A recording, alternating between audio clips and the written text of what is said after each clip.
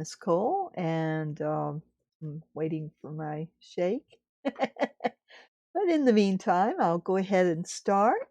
Welcome. Let's see who's with me tonight.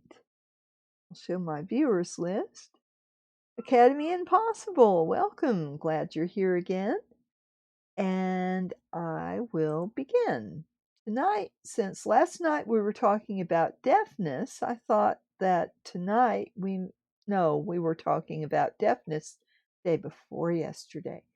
Last night we were talking about relationships and disabilities, so I thought we'd go back to another physical disability and talk about blindness. I've had many blind friends, and one of them, we had a singles group at church, and he would joke about, okay, Bill, it's my turn to drive now. He had a very good sense of humor and was quick with lots of blind jokes, which, that's going to depend on your personality as to whether you're going to crack blind jokes, but Um, we enjoyed it. But what was wonderful about our friend is that he just had a good sense of humor, very personable, and it was easy to forget his blindness, which all of us want to hide our disabilities, right? It's not good when you need to watch out for your blind buddy so they don't trip over something that you can see and he can't. But I had the wonderful opportunity to try to teach him to dance. So we were learning foxtrot. And so I was giving him specific instructions while the instructor was teaching all of us, and we did learn a few steps, and it was fun. So that's I've also had blind people driving my wheelchair, and that was fun. It was an interesting experience for them, and it was an interesting experience for me. So much fun was had by all. But I've always had a fear of going blind. When I was little and got my first pair of glasses, I used to go around the house with my eyes closed and see how well I could navigate in case my eyes got worse. Of course, they never did. I did get cataracts later in life and lost a good bit of my color discernment, which was very disturbing to me when I was trying to do artwork. And, part of artwork is being able to see your colors and whether they go well together. And I was having a lot of trouble distinguishing between shades of colors, which was giving me um, a lot of trouble making um, my art look realistic. So I didn't realize how much I had lost until I had both lenses replaced. Now I've got plastic lenses that are multifocal, and I can actually read road signs before my daughter can, which is really cool. It's almost like having little telescopes in there. But and I don't miss my glasses. I had glasses from the time I was 9 until I was 60, well, 60. So definitely it's wonderful not to have them. And sometimes I find myself reaching up to adjust them even though they're not there. But I don't do that as often now as I did 3 years ago when I had my lenses replaced. So it is wonderful to be able to just open my eyes and see. I get very impatient with my focus. I've been playing merged dragons for a while, and so right now my vision is a little blurry because my eyes don't want to change focus from here to here. So it's all right. I can still see well enough to do my stuff. But how you prevent that, which I forgot to do, is the 20-20-20 rule. If you've been doing something close up, like at your computer for 20 minutes, you want to look at something 20 feet away for 20 seconds. So every 20 minutes, 20 feet away, 20 seconds, look at something else and focus on it. And then you're not going to have the problems that I'm dealing with right now because I forgot the 20-20-20 rule. All right, so let's go to the internet. I'm going to change to this screen so you can see, and I've already got Medline Plus up here. So let's look at what is blindness. Blindness is a lack of vision, but it may also refer to a loss of vision that cannot be corrected with glasses or contact lenses. So if it's so bad that you can't just get a pair of glasses to be able to see 20/20, that's what that is. Partial blindness means you have very limited vision. Complete blindness means you cannot see anything and do not see light. Most people who use the term blindness mean complete blindness, but there is a whole range. People with vision that is worse than 2200, even with glasses or contacts, are considered legally blind in most states in the United States. So mine was never worse than, say, 2050, so 2200 is very, very bad. So vision loss refers to the partial or complete loss of vision. The vision loss may happen suddenly or over a period of time. Some kinds of vision loss lead to complete blindness. Vision loss has many causes in the United States. The leading causes are accidents or injuries to the surface of the eye, diabetes, glaucoma, and macular degeneration. The type of partial vision loss may differ depending on the cause. With cataracts, vision may be cloudy or fuzzy, and bright light may cause glare. And I noticed, the first thing I noticed was driving at night that lights had rays going out, and I couldn't see as well. So um, it varies from person to person what you notice, but other causes of vision loss can include blocked blood vessels, complications of premature birth. I knew my friend that joked about driving. He was premature, and the oxygen gave him life, which broke, retinitis, and tumor in state retinopathy, going or never ignore it thinking it'll get um, when you go for an eye exam.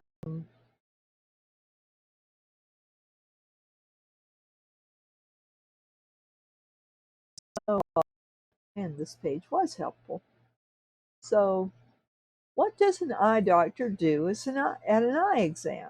If you have started noticing that you don't see as well, and other people are telling you, well, I saw that stop sign, or I saw that traffic light, or I saw that person that pulled out in front of you long before you did, then you might be worried that, maybe your vision isn't as good as it should be. So, what to expect at an eye exam? Let's look that up. So, and oh, I didn't put the link. Let me put the link in there and see if anybody's come to visit me. I don't see anybody in the chat, so I'll go on. And for any of you who might be lurking, welcome. You don't have to comment or ask me any questions, but if you'd like to, you can either do it on Twitch or you can text me at, to get my little thing up. I need to put this number up on my screen so that if you don't want to get, all right, where is it?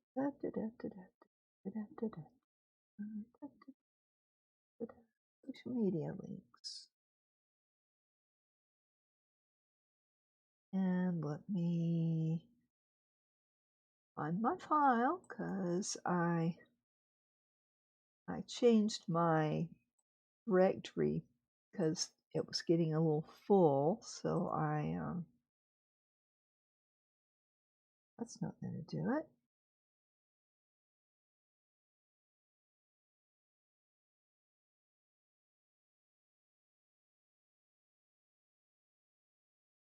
All right, I could get my last night's file, open containing folder, and now I can pick the one I want, which is I need that up, and I need, to go back to the folder in Explorer and find my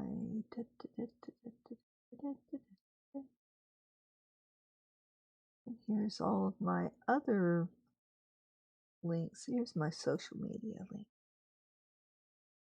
So now I'll go to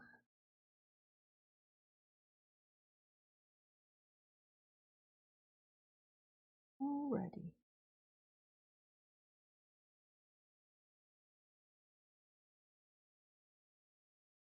Yeah. I'll put this in the chat so you can see it.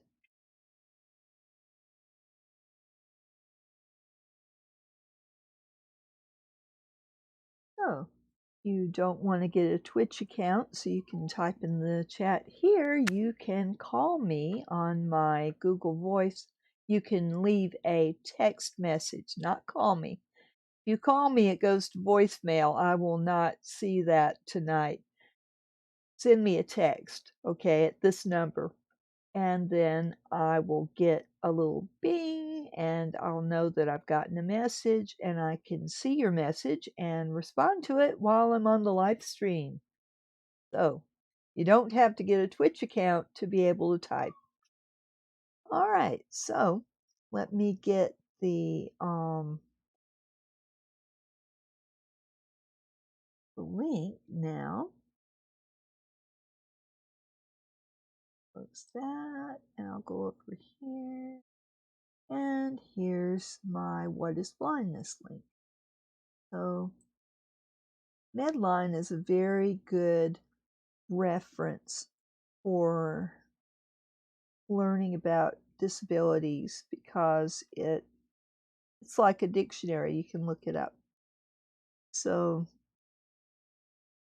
if I can get to the right window. Boom. There we go. All right. So that's the What is Blindness link. Now I'll go back to here. Go over here. So what happens at an eye exam? Alrighty, here's Mayo Clinic. Mayo Clinic is good. So it's a series of tests. So and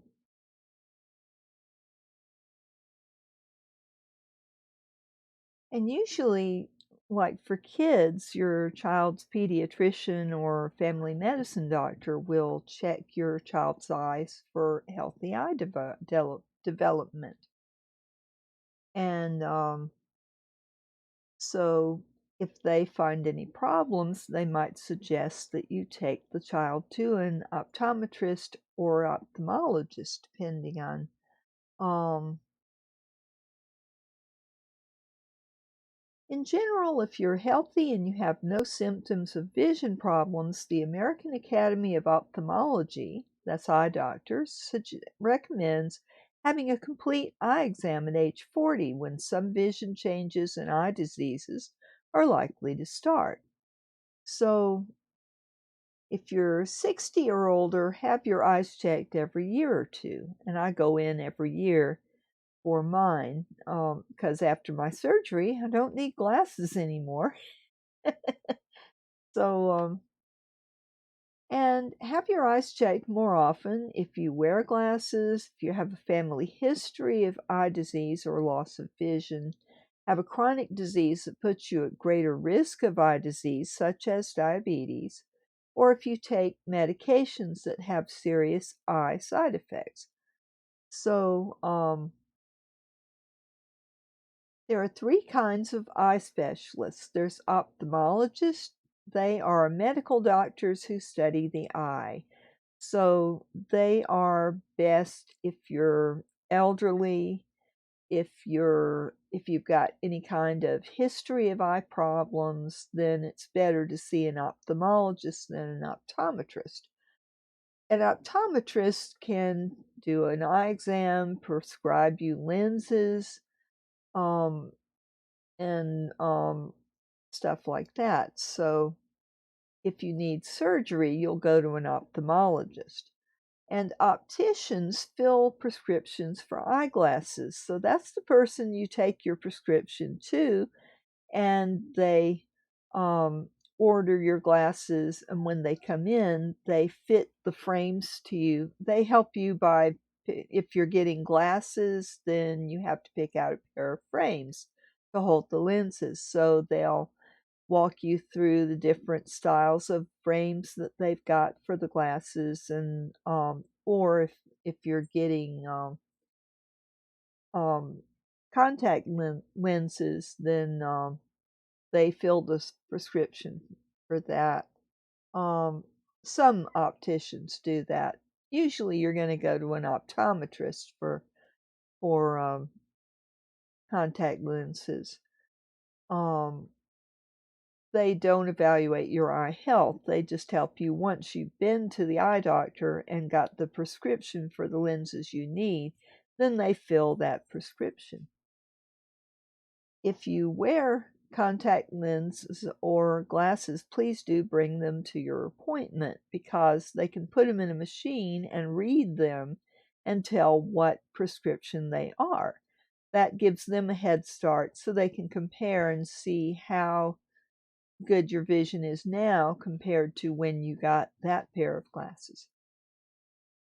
And bring sunglasses to wear after your eye exam. Sometimes they have to dilate your eyes. They'll put drops in that make your vision blurry, but they make your pupils, the black part of your eye, dilate, get bigger, and then they can look in your eye better and see the back of your eye and see if there's any changes in that. So they'll take pictures of the back of your eye while they've got it dilated. And that way they have those on file so they have something to compare with if you have problems in the future. So particularly if you're older, you might have your eyes dilated because they want to watch in case you've got cataracts. They don't usually do surgery right away. They wait until it is bad enough to warrant the surgery. So, and you'll have questions like, are you having eye problems? Have you had them? Do you wear glasses? Are you satisfied with them? What health problems have you had? And you might say, well, this is an eye doctor. What's he asking me about my health for? A lot of health problems will show up in your eyes before they do in the rest of your body. So they can tell a lot about your general health by looking at the health of your eyes. So they're going to want to know a full medical history. And, I usually have my medical records transferred from my medical doctor, my primary medical doctor, to my ophthalmologist so that they've got the record of everything that's wrong with me so they know what to look for. And they'll want to know what medications you take because some medications do have side effects that could affect your eyes. Not many, but some. Especially if something gives you a dry mouth, it might make your eyes dry too. So, and they'll ask about family history, if anybody had eye problems such as macular degeneration, glaucoma, or retinal detachments. I had an uncle who went blind from glaucoma, so I always wanted to be checked for that. And I've never had it. So, and also, do you or anyone in your family have diabetes, high blood pressure, heart disease, or any other health problems that can affect the whole body? Because genetics does play a part in eye problems. And during the exam, they might measure your visual acuity to see if you need glasses or contact lenses to improve your vision. So they might have you look in a machine and look for a red or green plus sign and follow it with your eyes. They might have you look at a spot of light back there and in a machine, or they might have you look in a machine and it might blow a puff of air at your eye to measure how quickly your eye reacts to it. So there's all sorts of tests that they might, and visual acuity test usually is your typical eye chart, and they'll see how small a line you can comfortably read. And it's best to be honest. If you're not sure if one letter is one or another, say so, you know, and just listen to their directions. Don't try to memorize the eye chart. That's not going to help you or your doctor in figuring out if you need glasses or not. Refraction assessment, they'll have this device that you see in that picture there, and they will put it in front of your eyes like a pair of glasses, and then they'll adjust different things and say, okay, does this lens or this lens help you see better? And it's just a process where you're telling them what helps you see better. And then they'll have you lean your forehead and chin in this frame, and then they'll take this paddle that has a white side, and they'll, you know, tell you to stare straight ahead, and they'll test your peripheral vision by when do you not see it, and that way they can tell how your peripheral vision is. So that's a visual field test. And then color vision testing to see if you're colorblind, and the slit lamp examination that the doctor will use an intense light, and you just look wherever he tells you to look, and then he can see back in your eye and see the structures of your eye and tell how they're doing. And also, there's retinal examination, and that's when you get your eyes dilated and the doctor will look in your eye and see the back of your eye and whether everything looks healthy there. And they'll screen you for glaucoma to test the pressure in your eye. So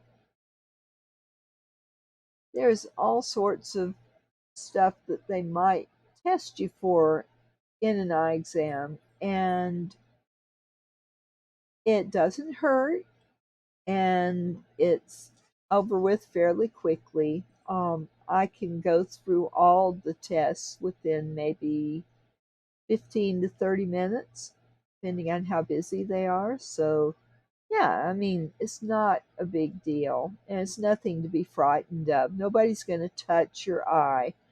They're going to look in your eye, and maybe you might feel a little puff of air, but it's not going to hurt.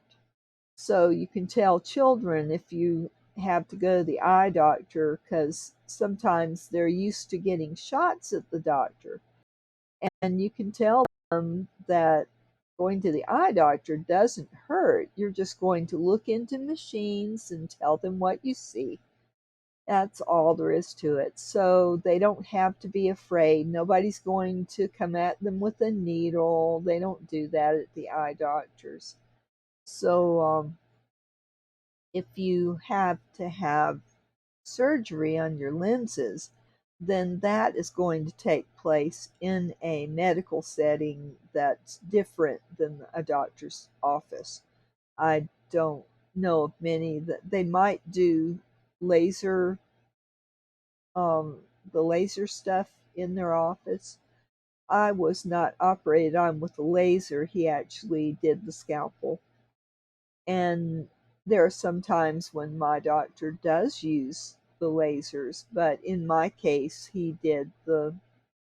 um, he replaced the lenses, so it wasn't laser surgery.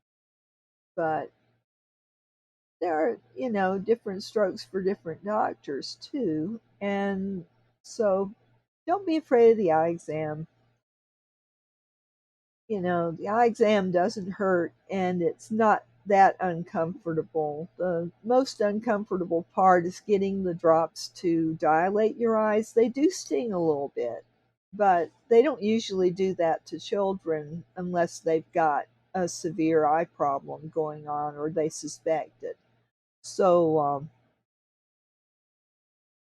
9 times out of 10, an eye exam is not painful and really not that uncomfortable. So, that's eye exams. So I will copy this and put it in here.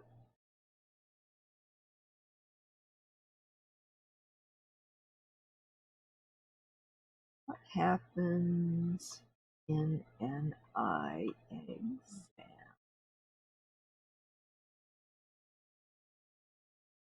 So I will put that link there, and I should have put it before I started. I'm not as efficient today as I usually am. I'm a little tired today.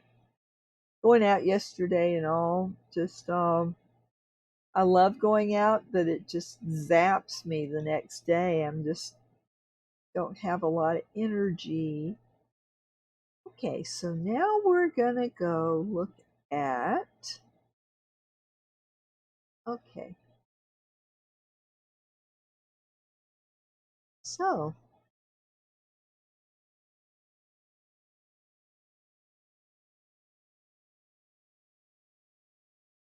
let's see.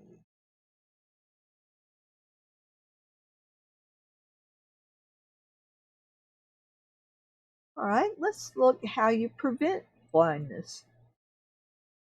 And I'm going to preventblindness.org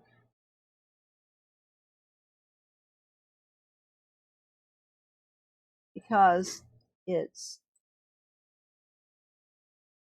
pretty easy to prevent blindness in a lot of ways. It depends on what's wrong with your eye. But the main thing you want to remember is some blindness can be prevented if you go to the eye doctor and get checked out.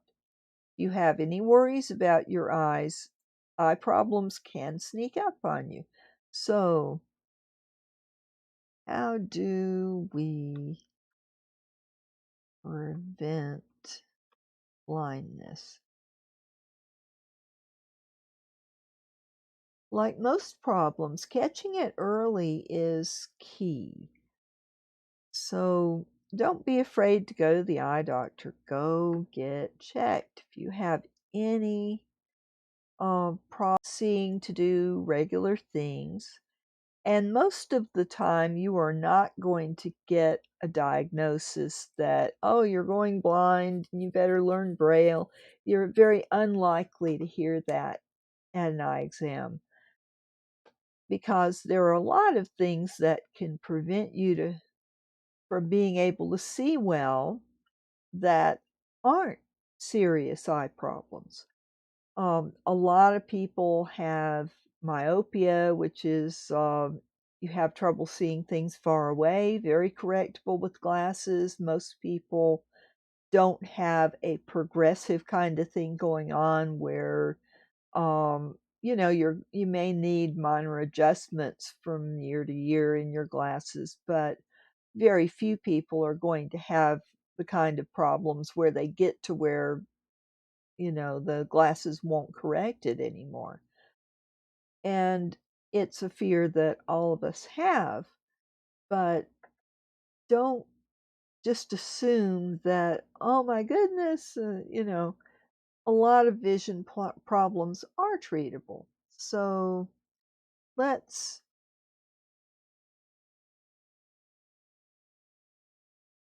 see how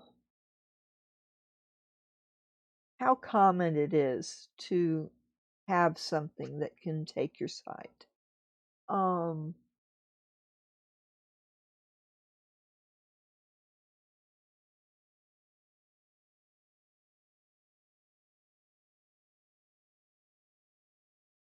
okay.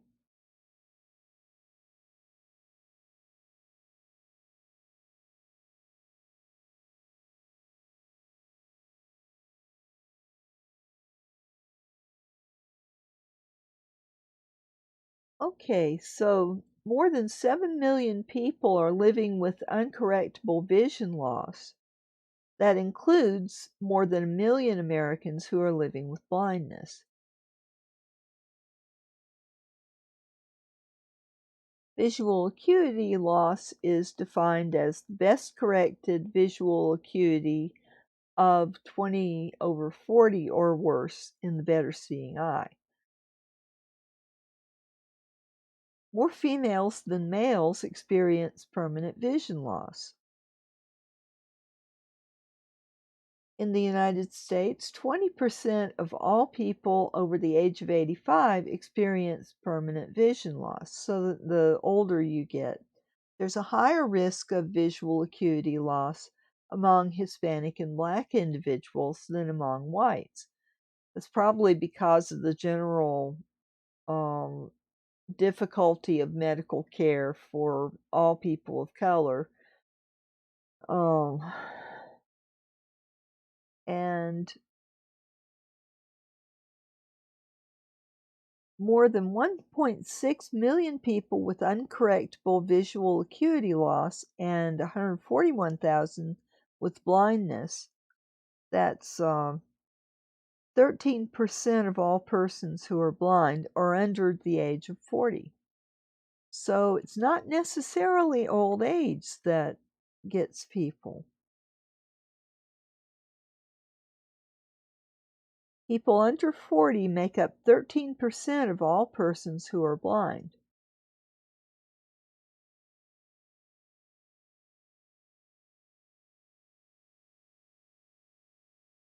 The prevalence of visual acuity loss and blindness varies widely by states. Nearly 4 out of every 100 persons in West Virginia experience permanent vision loss or blindness, compared to 1.5 of every 100 in Maine. So definitely where you live might have an effect on that. So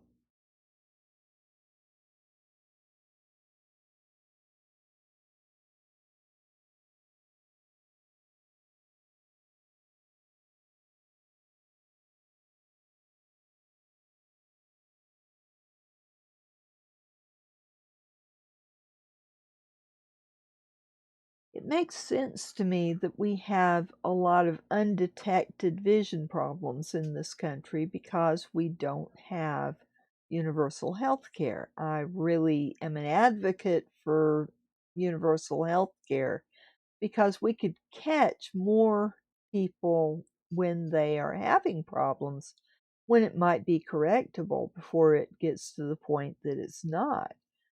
Um, so, what can we do to prevent blindness? Let's see.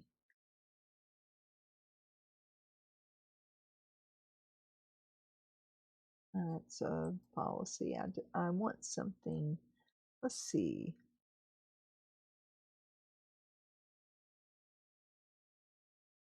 Let's see.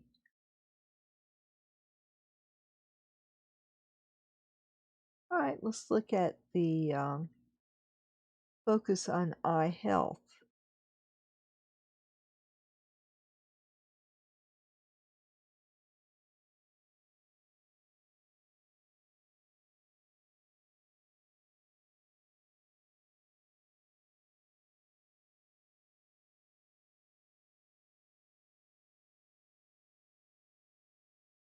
The eyes are a window to overall health. While everyone should have a primary care physician and routinely visit him or her, some patients often visit their eye doctor more frequently than their primary care provider.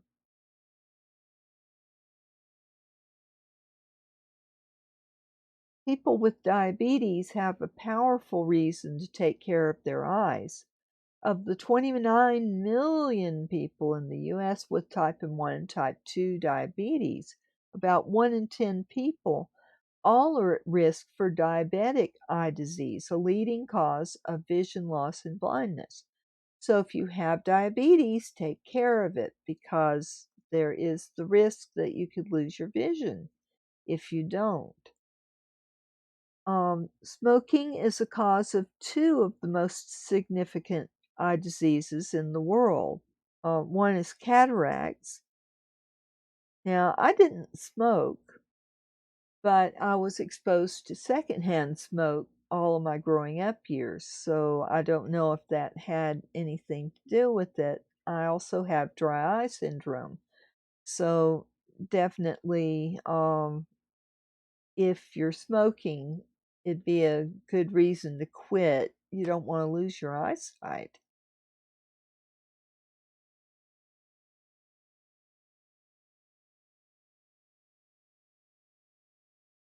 And sports and play without appropriate eye protection puts our youth at risk of eye injury. So it is a good thing to have our kids wear eye protection when they're out on the ball field, when they are playing sports. We want them to be able to participate in sports without having to worry about losing their vision from an eye injury. And genetic testing. There are many genetic causes of retinal degenerative disorders. Over 270 different genes are known to cause inherited retinal disease when they are mutated. So, knowing your genetics is a good thing. And HIV can cause eye problems. But diabetic eye disease is one of the leading causes of blindness and impaired vision. And as we know, diabetes is on the rise, especially in my age group. But you can get diabetes at any age, and it is an awful thing. So, cutting down on your sweets might help you not to get diabetic. Um,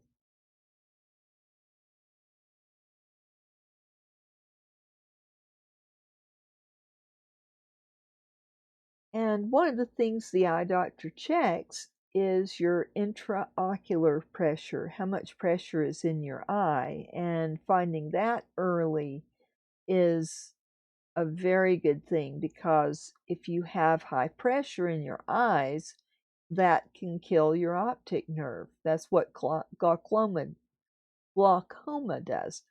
So, and more women than men face vision-related issues. So, hormones also play a role in that. So, the way to prevent blindness is to get an eye exam at 40 and to, if you have any problems seeing, go get an appointment with an eye doctor and just have it checked out. It's not that expensive, and they're not going to sell you a pair of glasses if you don't need them. But it's a good way to have just that baseline exam. So if you had any future eye problems, then there would be a record. You need to keep those records. You know, if you've got a PHR, patient health record, online someplace, make sure that because recently Microsoft had that service and they discontinued it. So I had to move my records to another provider. So do be aware, if you've got medical records somewhere, you need to make sure that those records are in the hands of all your doctors, because they can't, because of HIPAA, they can't transfer records that they didn't generate.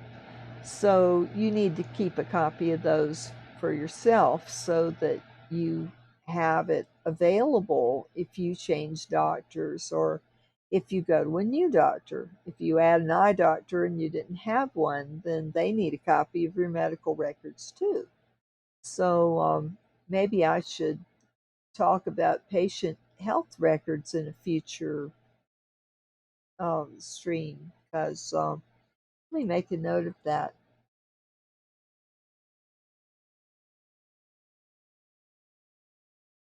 Maybe I should talk about PHRs in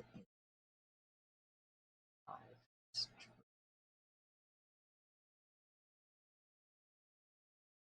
That would be an interesting discussion. Okay. Yeah. So, Prevent Blindness org is a good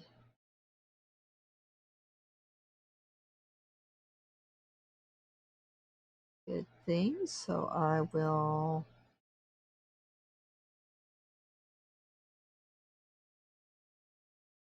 Okay, so let's look at another let's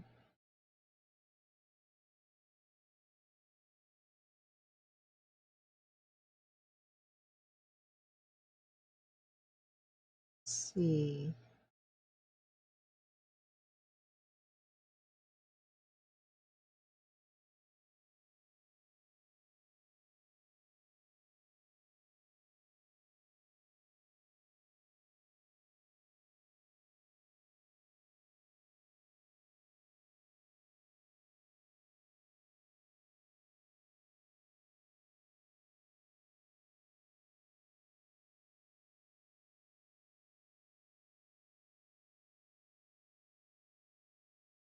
Okay, let's look at blindness types.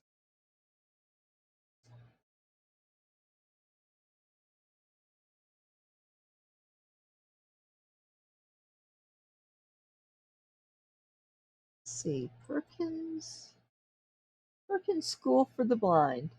Okay, this is a good source. All right, 4 different kinds of blindness. So let me get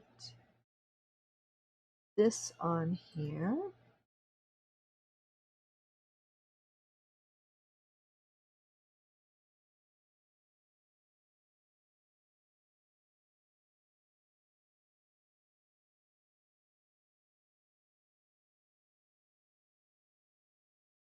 Okay.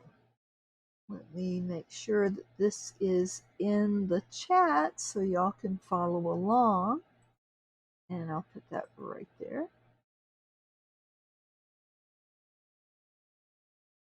So I'm going to look at the 4 different prevalent causes of blindness. So, or types, not causes, types of blindness. Okay. Most people think of blindness in the simplest terms, a person who can't see. In actuality, blindness is more complex. In fact, there are many different kinds of blindness and visual impairment. Some blind people truly see nothing, while others see light, shadows, or objects that are close by. Vision loss can start at birth or gradually decline. Blindness can stem from a problem with the eye itself or be caused by a disorder in the brain. Different types of blindness can affect anyone. So, CVI, or cortical cerebral visual impairment, is the leading cause of modern-day blindness in children. Unlike ocular forms of it, this is a brain-based disorder and often coexists with an additional visual impairment. So, CVI is the fastest growing cause of blindness in children in the US. Too few educators and medical professionals are equipped to diagnose and intervene, meaning countless kids are missing out on crucial opportunities to develop and thrive. So,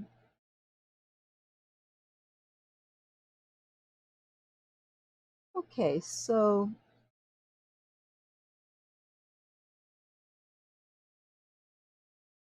CVI is one of them.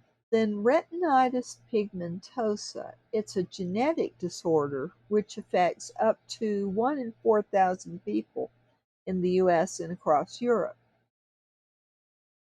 People with this eye condition often have trouble seeing at night and experience a loss of peripheral vision due to the gradual breakdown in cells of the retina.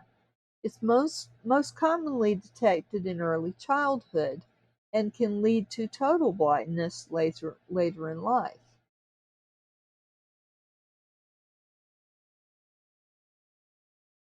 Okay? Then there's macular degeneration, and that's one of the leading causes of vision loss, affecting about 10 million people.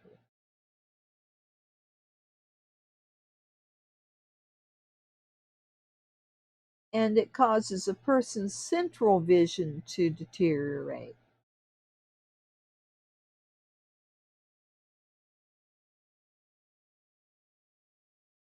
And then there's retinopathy of prematurity, and that's an eye disease in premature babies. Begins when blood vessels in the eye leak or bleed, resulting in scarring of the eye and retinal detachment.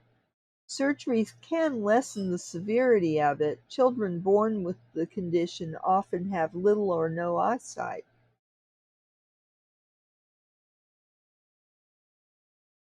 The spectrum of blindness and visual impairment varies widely from person to person. There are countless types of vision loss which affect everyone differently at different stages of life. So, but people with all types of blindness can live fulfilling lives with the right adaptations, assistance, and services. A little research and the right questions are a key to the success of a loved one or friend with a visual impairment. Alrighty, so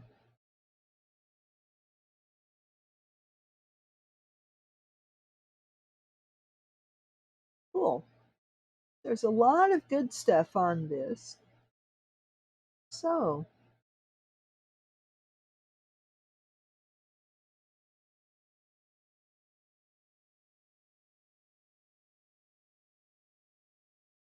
so what's the most common type of blindness? Cataracts, which I've had, but mine was correctable. So, And many people are colorblind. That is, they can't tell the difference between green and red, and there are other kinds of color blindness that, um, World of Warcraft has all sorts of things for people who are colorblind. I wish they had more adaptations for all folks with disabilities, but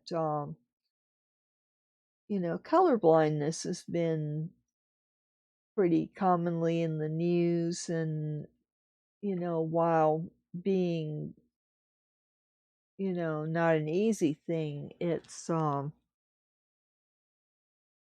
well, it's one of the kinds of eye problems that you might be familiar with. So let's see.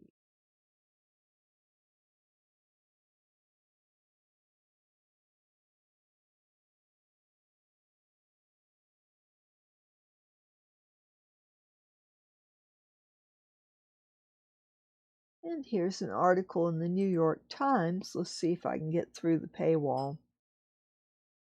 The science of sight is progressing, but still dimly understood.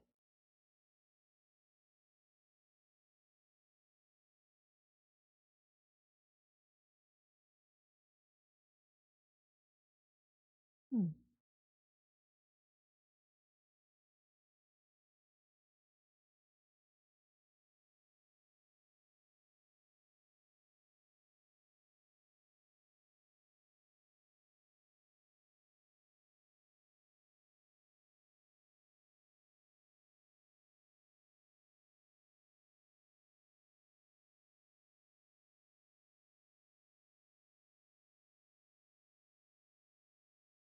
So a lot of people find out that they've got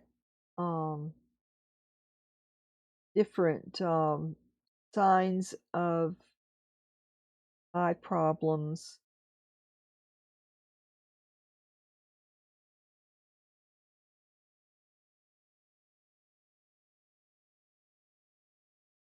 from getting in trouble behind the wheel of a car, or waiting for a person, you know, this fella was waiting for his daughter to take a routine eye exam. A booklet in the doctor's office convinced him that he was already a victim. And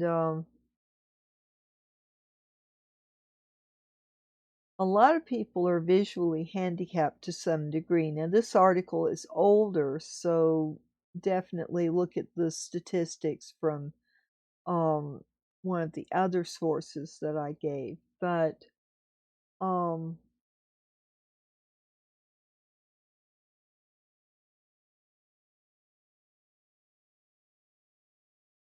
and since this is an old article, it has some of the history, but I'm not going to add it to the sources. Um,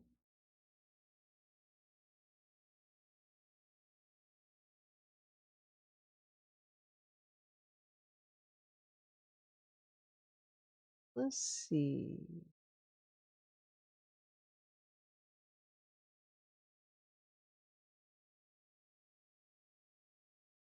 Okay, what kind of treatment can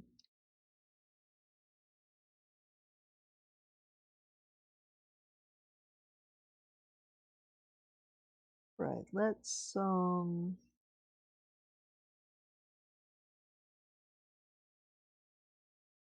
look at AARP. They're a real good resource. I like them. So, new technologies could save the eyesight of millions. So let me put this in here. So we'll talk about treatment. An end to blindness. New technologies could save the eyesight of millions. Let me do that.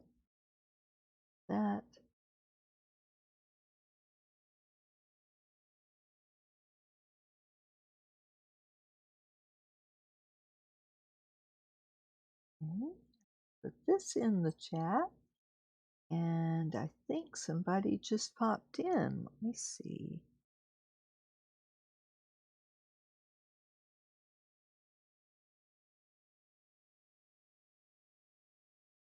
Okay. Alrighty.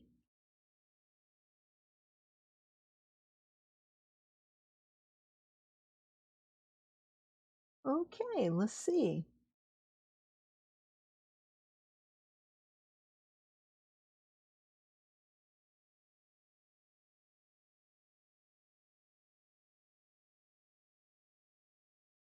Wow. So this lady had retinosis pigmentosa, and she was implanted with a microchip in one of her eyes, so she was able to see a little bit. This is really neat.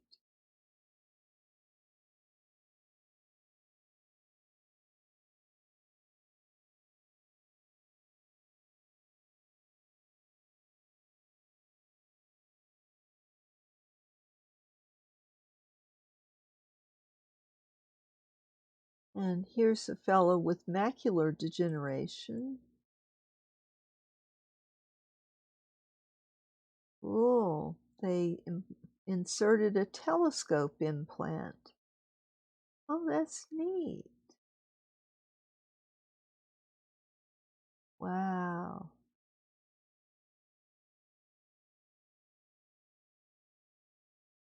That is really cool.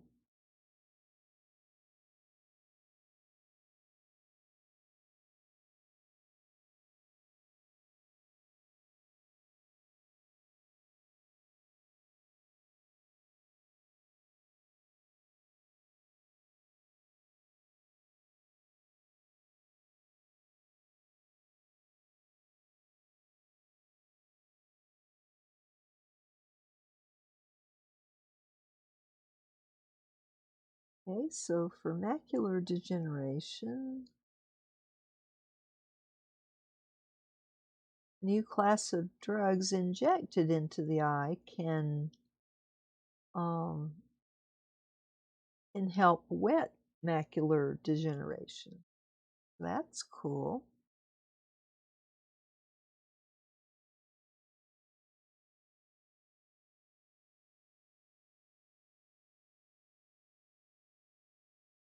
And they're even thinking about gene therapy.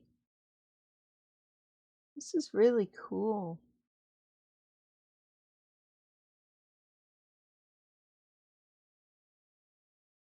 Stein Eye, let's see, Jules Stein Eye Institute at the University of California, Los Angeles reported early success growing retinal cells in the lab and injecting them into the eyes of patients with several different forms of AMD. This is cool.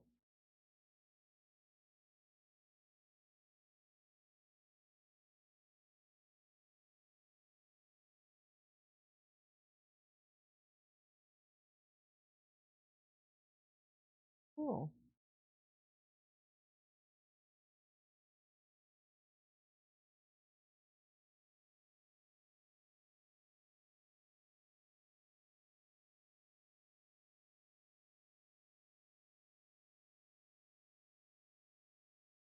Cool.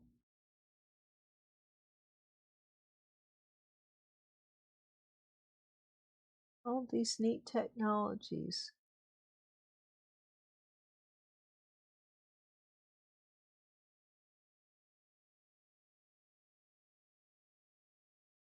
For years, the only treatment for glaucoma was daily medicated eye drops, but getting people to use them every day has been frustratingly difficult.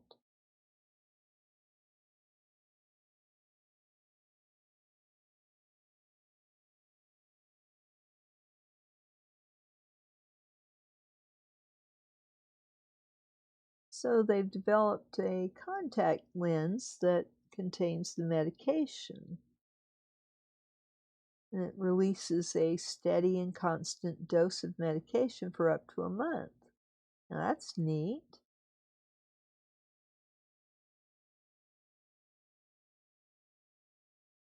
And they are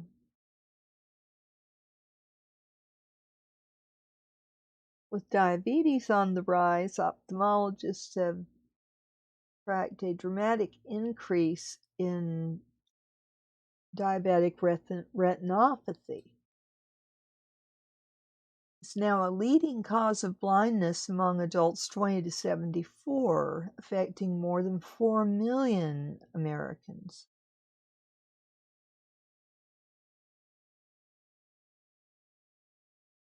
The latest sight-saving drugs are effective only if the people know that they have progressive eye diseases, but many don't.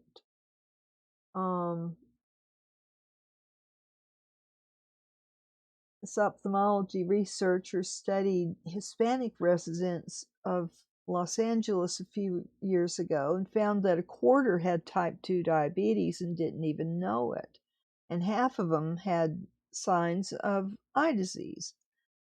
So the biggest hurdle is getting people to see an eye care provider. And of course, if you could provide health care to people, including eye care, then we could prevent a lot of blindness. So this is neat. All right, so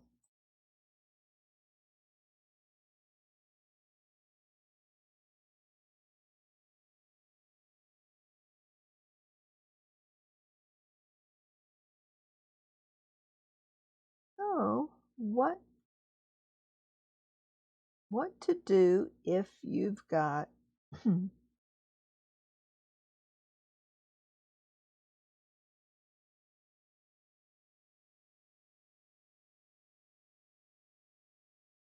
see, let's look up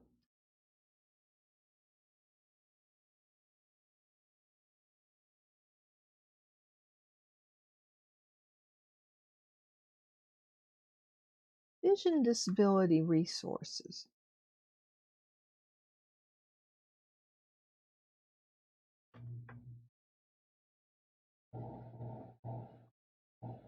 All right, let's see.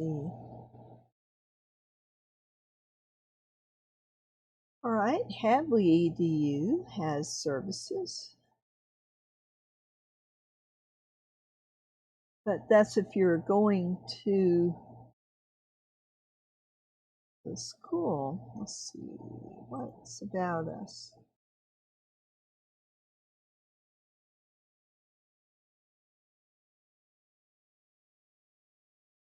Oh, wow. Hadley offers practical help, connection, and support free of charge to anyone with a visual impairment and their families and professionals supporting them. Wow, this is wonderful. Okay, that's cool. So, I'll definitely include this on my resource list. So,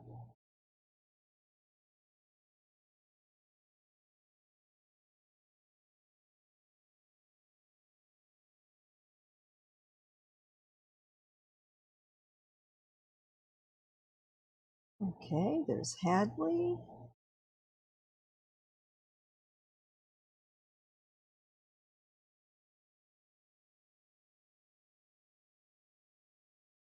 Cool.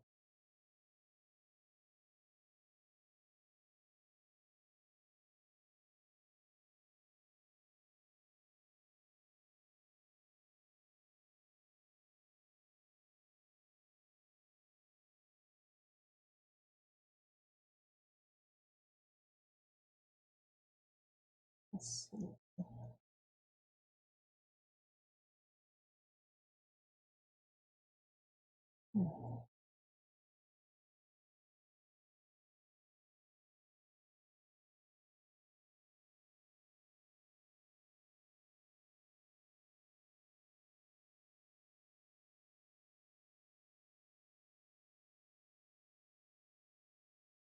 And here is a lot of resources from the Library of Congress. So National Library Service for the Blind and Print Disabled from Library of Congress. So definitely a big, big resource. So if you know somebody who has trouble reading because of their eyesight, they can get all sorts of information, and this includes deaf blindness. So if someone is both deaf and blind, um, there are a lot of organizations that give direct support. This is just a wonderful resource. So definitely worth having here. I will put both these in the chat.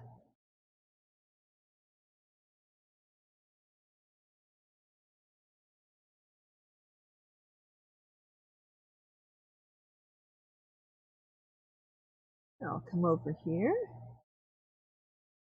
All right. So if you know somebody who is having trouble with their vision, another resource that is very good for everybody are the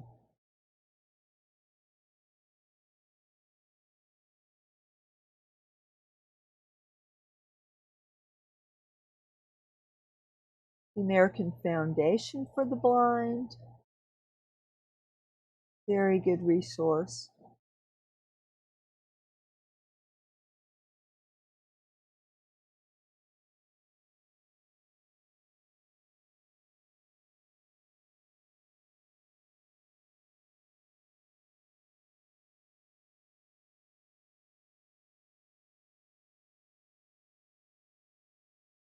Let's see.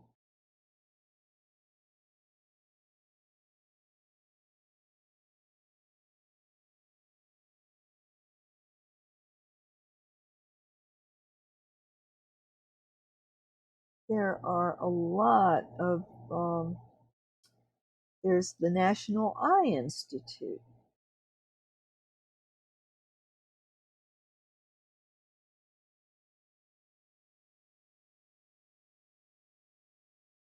So I'll add that one.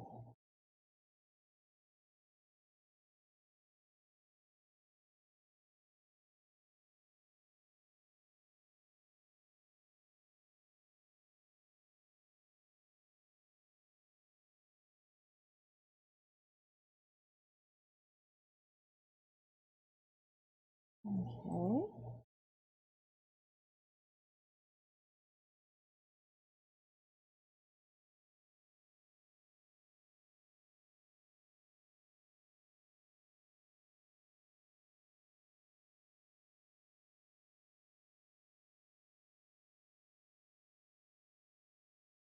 And there's Lighthouse for the visually impaired and blind. So they used to be just Lighthouse for the blind. Now they are, they've changed their name a little bit, but this is a good organization if you're wanting to get a guide dog, for example. So definitely,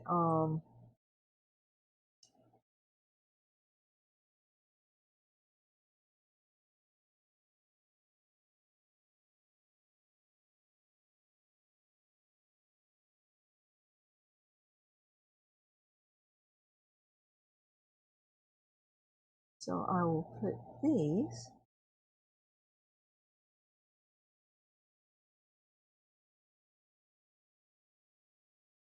Let's see, this one is American Foundation for the Blind. So, all right.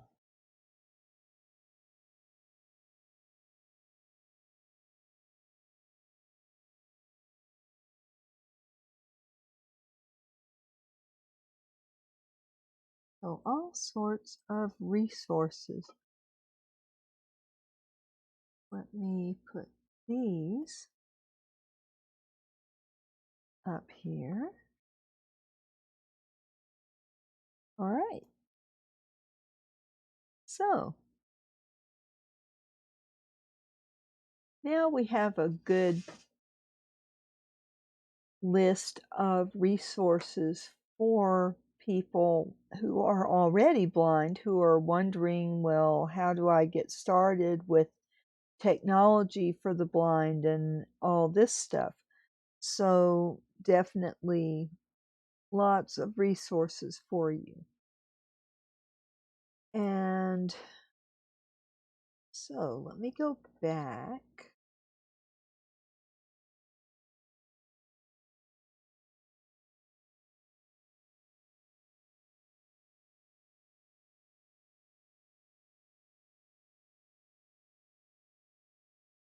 So,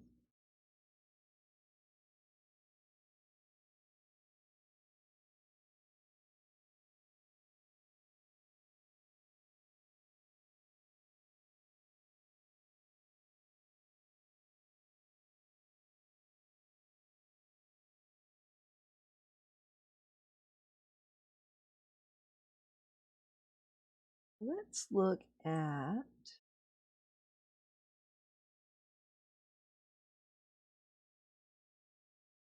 equipment for low vision.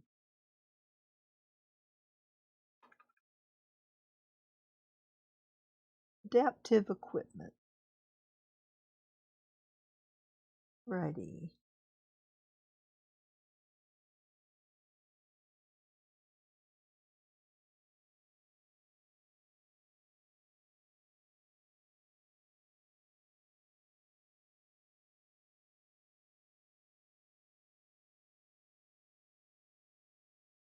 What I'm looking for is, yeah, here's the American Academy of Ophthalmologists. So here, this is a good resource.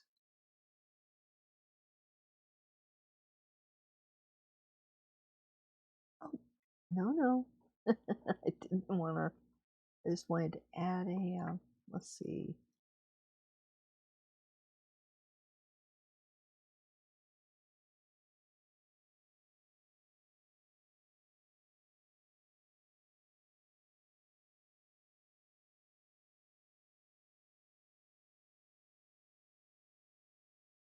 Alrighty.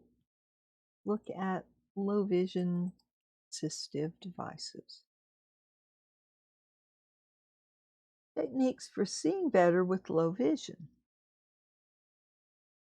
Come on now, don't dim my screen.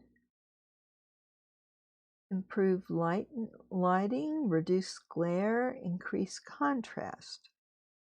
There are optical low vision aids like correctly refracted glasses, magnifying spectacles, stand magnifiers, handheld magnifiers, and telescopes. Non-optical devices, watchers, timers, and devices with audible announcements. Large print books, newspapers, magazines, playing cards, and bank checks.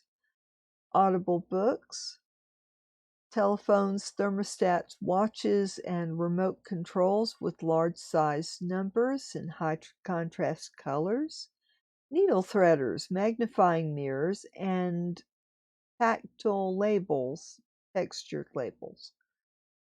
And then there are electronic devices like video magnifiers, audiobooks, electronic books, smartphones, tablets, and computers can usually read aloud or magnify what is on the screen.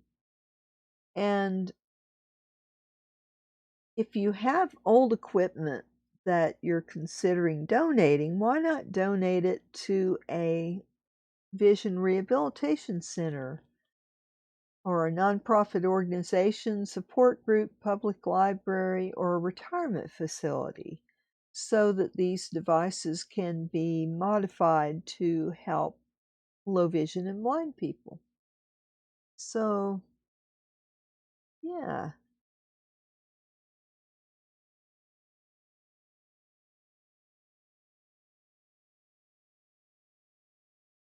So all sorts of things. So that's to make the best use of what vision you have left to you. What about well,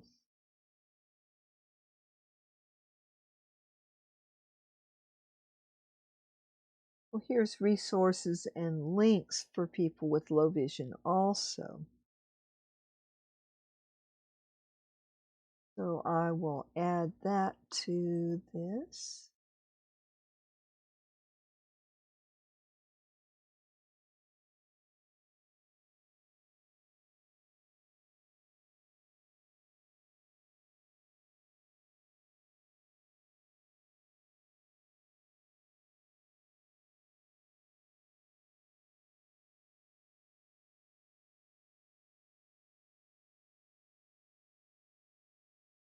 There's all sorts of things.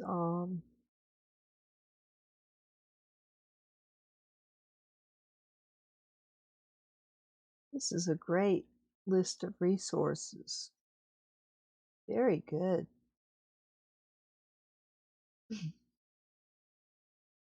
And veterans can receive services and devices free of charge from the U.S. Department of Veterans Affairs.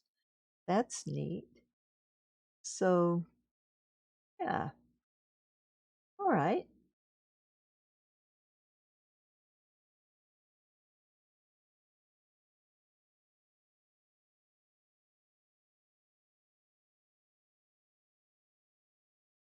Okay. So,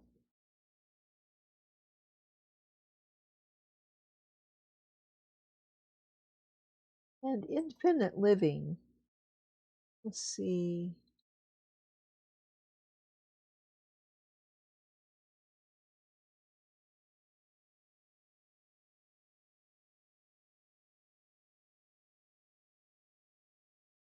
That's a place to buy stuff from. I want information.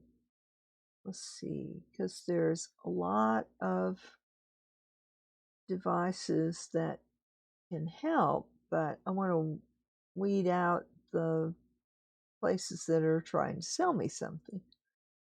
Um, let's see here.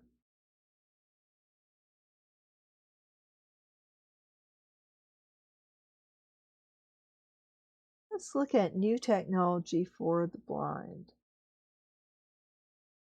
There's all sorts of stuff. Let's see.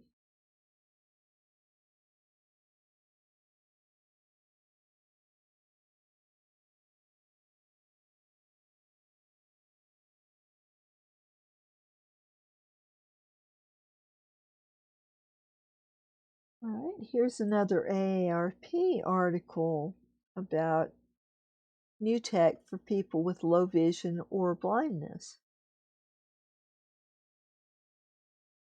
Low vision affects an estimated 12 million adults over 40 in the US.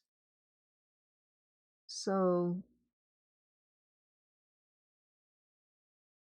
there are devices that try to take advantage of whatever little vision the person has in order to try to get them to see better.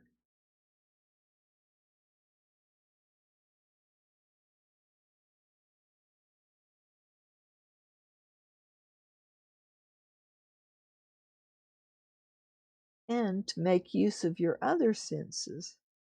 So let's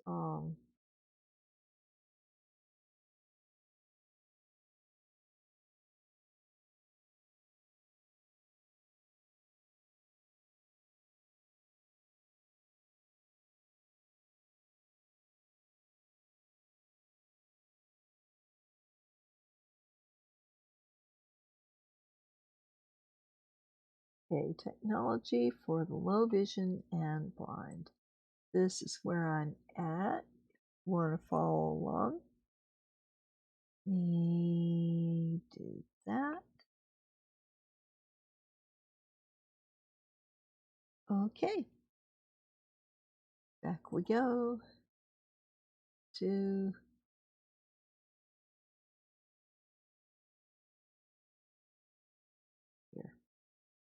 Alrighty, the Orcam My Eye Pro.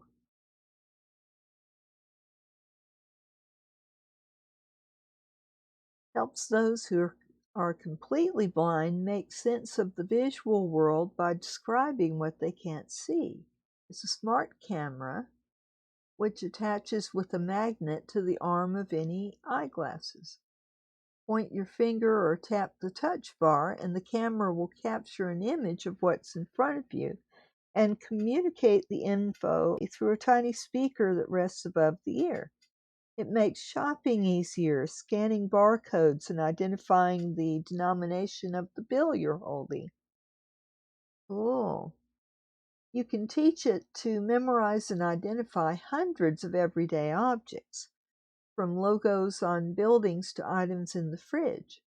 The device continually scans your surroundings, waiting for you to point to whatever you're interested in, then gives you the info you need. It even has facial recognition, so you can program it to remember your spouse, grandkids, or coworkers. Use the camera to take a picture of a person's face, and it's automatically stored within the device. Whenever the camera spots the person, it will identify them by name. That's cool. It also responds to voice commands. So you can open a newspaper and read the football article, and it will do just that. That's really neat. So, wow. You can hold up your electric bill and ask how much do I owe. The device will read through the entire bill quickly and respond, you owe $91.92. It will even tell you when the payment's due. That's cool. That is really cool. And then there's the Wee Walk. Now, I watched a blind YouTuber do a review of this, and that was pretty fascinating. When it comes to aiding blind people, the use of a white cane is invaluable for navigating through the world. The taps provide information, helping the person detect obstacles, know when they've hit a curb or come to stairs, or that someone is standing in front of them. So, We Walk is supposed to detect obstacles that are above chest level, tree branches, telephone poles, traffic signs, and alert the user by sending out a vibration. Today, most every person with a white cane is also using GPS navigation on their phone. But juggling a white cane in one hand while using a smartphone in the other can be tricky. This smart cane can connect to the smartphone so users can keep the phone in a pocket, leaving one hand free. And they can access features through the touchpad. That sounds cool. eSight. This is a headset.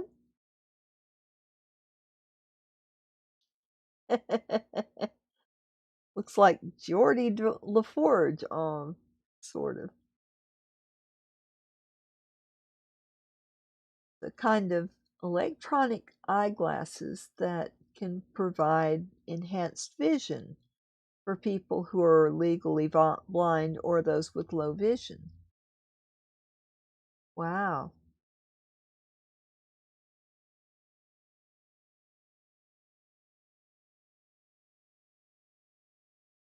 So it uses the parts of the eye that are still working to compensate for the parts that aren't.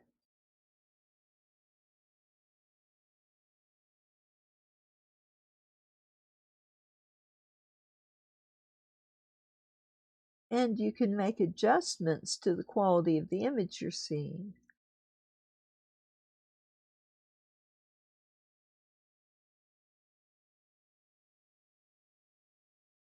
And biopic tilt lets you adjust the device, flipping it up or down to move between enhanced and natural vision. And you can tap into your smartphone's display. That's cool. Iris vision. This is virtual reality. So employs the premise of virtual reality to help people with low vision see better.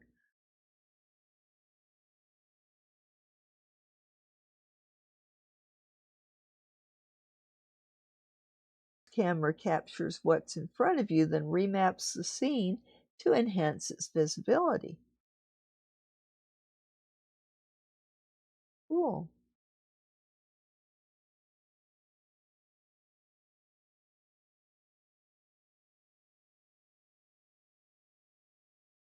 Cool.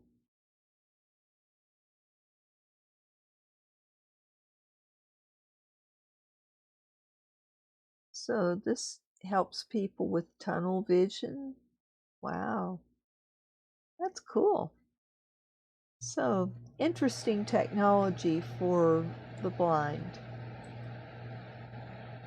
Very good. And let's see.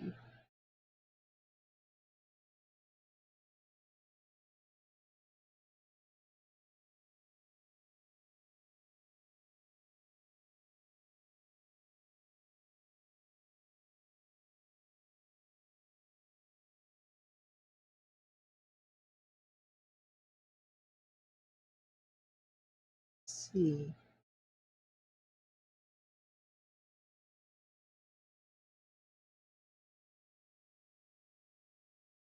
And Technology Review has an article about a device that's implantable. Okay.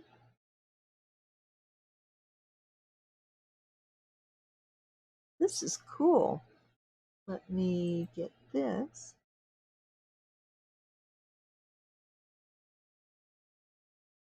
So this is a brain implant.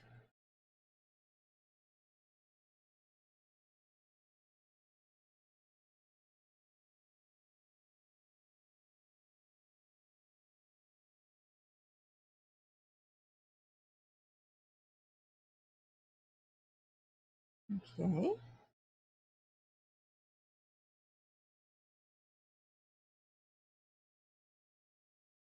And I'll put that in there so you can see what I'm looking at. Cool. So let's have a look.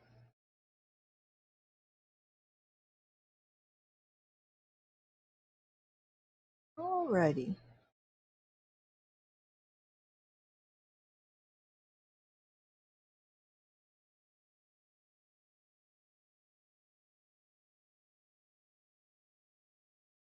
Wow.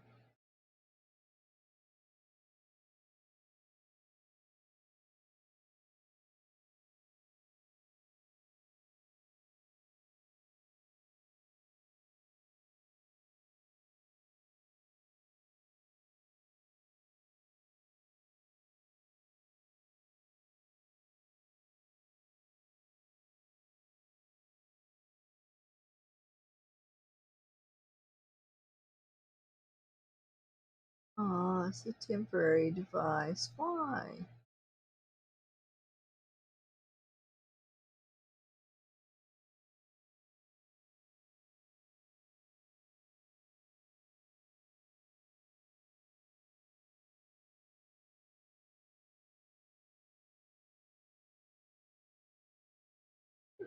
Slightly more than 350 people are using Second Sight's Argus 2 retinal implant. Wow.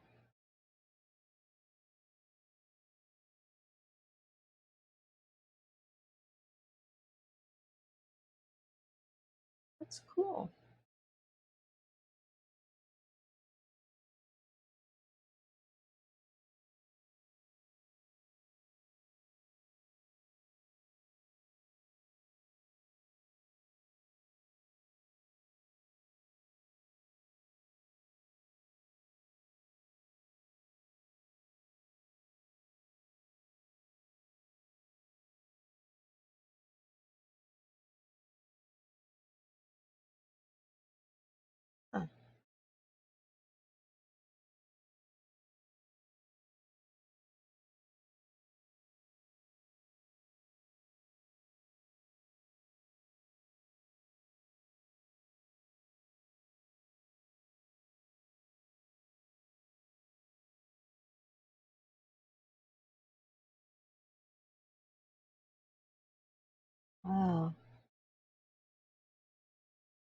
This is so cool.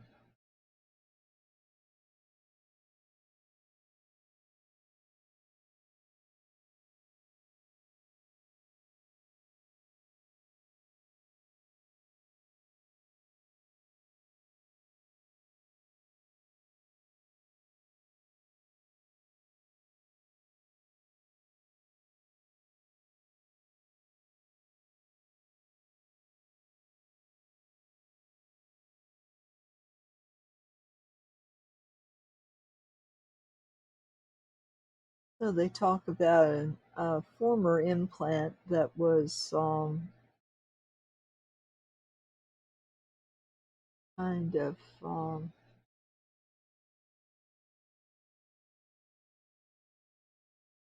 let's see.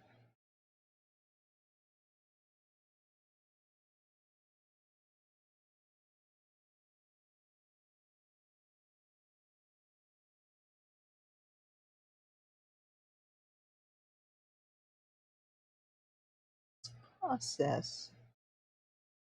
It's a process.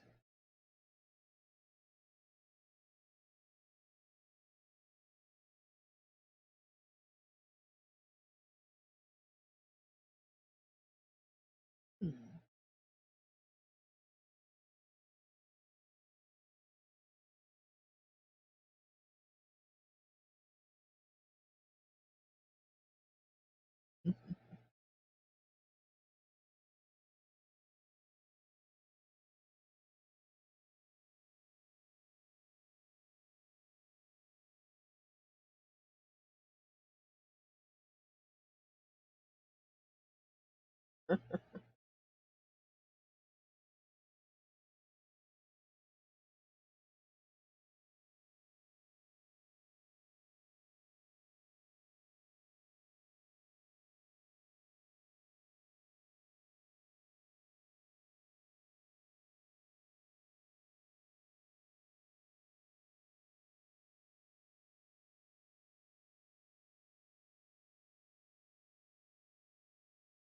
Wow, that is cool. Okay, so let's see what else we can find. Here's the Braille Institute, a system of writing with raised dots on paper. So let's see.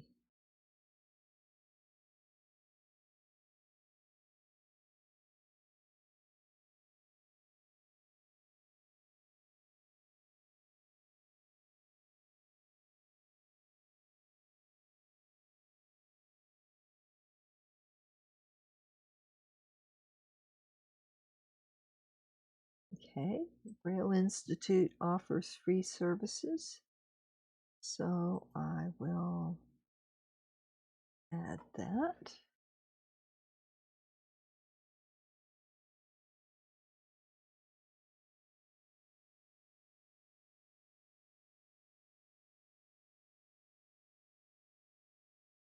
Okay.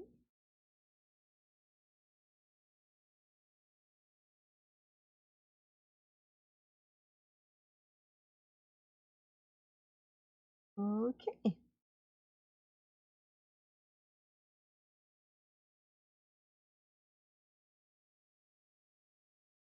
And let's see, I'm not seeing any questions in chat. Let me have a look.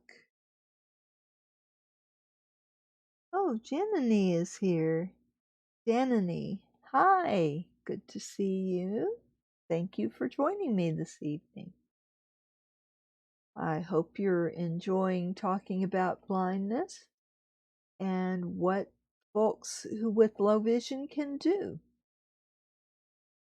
So let me go over here and all right, let's look at new technology for the blind 2021. Let's see.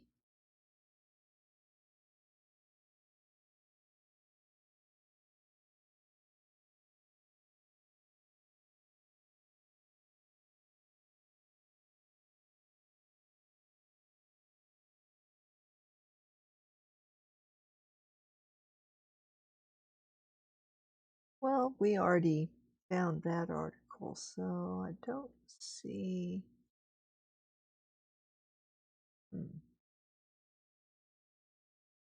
Okay.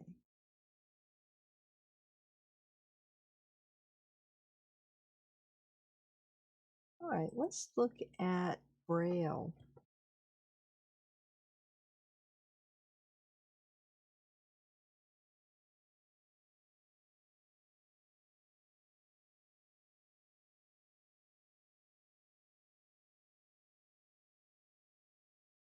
Okay.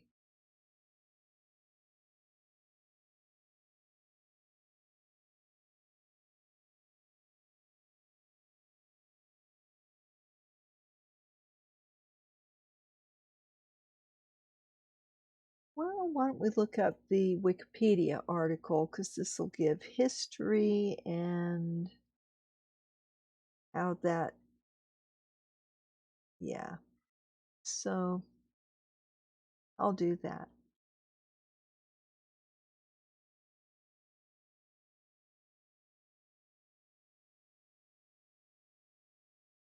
And maybe it might make sense to go here.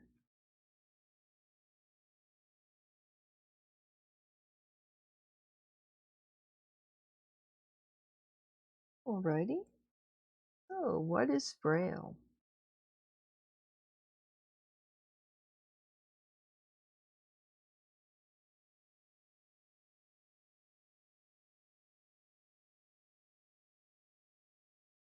Braille is fascinating. When I was in the singles group with our blind friend, I got a book on Braille and started learning a little bit of it. It's really interesting. It's not that hard to learn, but it does take a lot of practice. I never got good at it. And of course, I was just drawing dots on paper. I wasn't making a Braille surface, so I wasn't getting any practice reading Braille. The tactile writing system, named after Louis Braille, a Frenchman who lost his sight as a result of a childhood accident. He developed a code for the French alphabet as an improvement on night writing. He published his system, which subsequently had music also, musical notation, in 1829. And it was the second revision in 1837 was the first binary form of writing development in the modern era. And it's helped so many people ever since.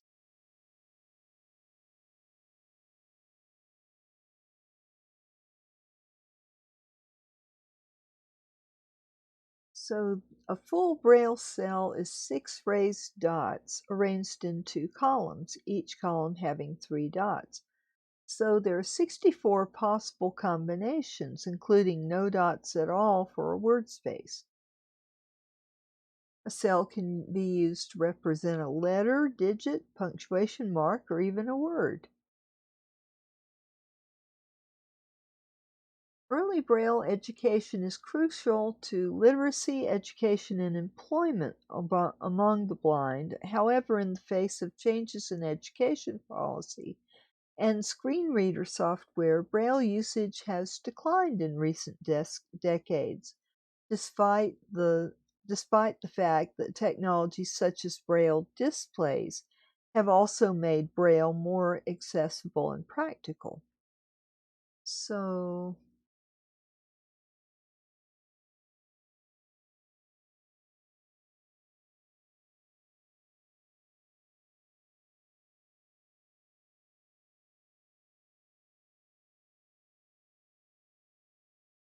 here's the 64 modern Braille cells. Assignment form writing Braille may be produced by hand using a slate and stylus,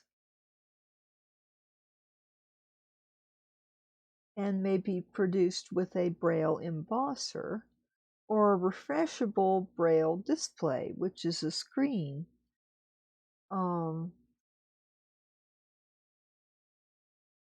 So here's the whole system.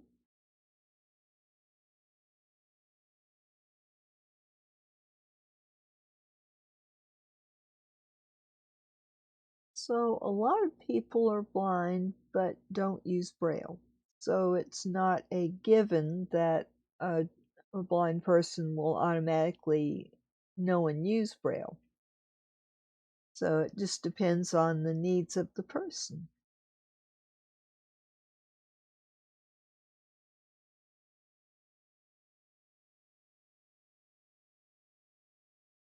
And the Braille set was added to the Unicode standard in version 3 in 1999.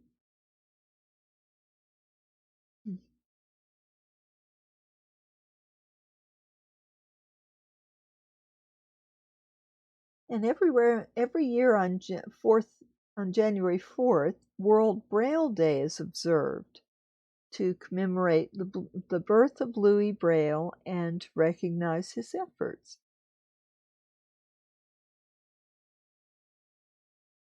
There's a variety of contemporary electronic devices that serve the needs of blind people that operate in Braille, such as refreshable Braille displays and Braille ebook that use different technologies for transmitting graphic information of different types: pictures, maps, graphs, text, etc. So,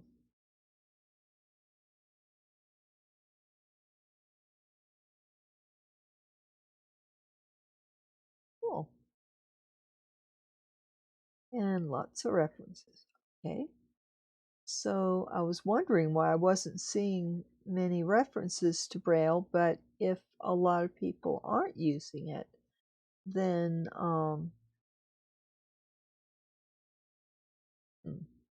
okay. So I think I will start wrapping up now unless I see somebody come on. So we've talked about causes of blindness, how to prevent it, how to, what treatments are available for conditions that might lead to regaining sight or at least stopping the progression of a disease that causes blindness. And the main thing I want you to take away from this is that some blindness is preventable. We have diabetes on the rise, and that is a major concern because people who have type 1 or type 2 diabetes can be at risk for losing their eyesight. So if you get diagnosed